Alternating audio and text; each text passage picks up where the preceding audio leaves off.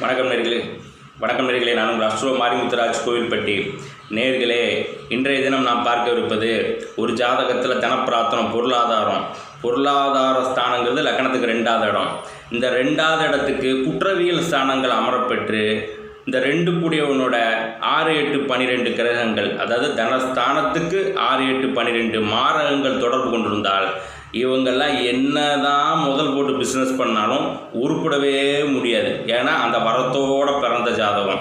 இதெல்லாம் ஒரு அரைவேக்காடு ஜோசியத்தை கொண்டு போய் கொடுத்துன்னு வச்சுக்கோங்களேன், உங்களுக்கு 8 மாதம் கழித்து நல்லா வந்துடும், குரு பயிற்சி நல்லா வந்துடும், சனி பயிற்சி நல்லா வந்துடும், உருட்டு கப்பல் மாதிரி உருட்டத்தான் செய்வாங்க.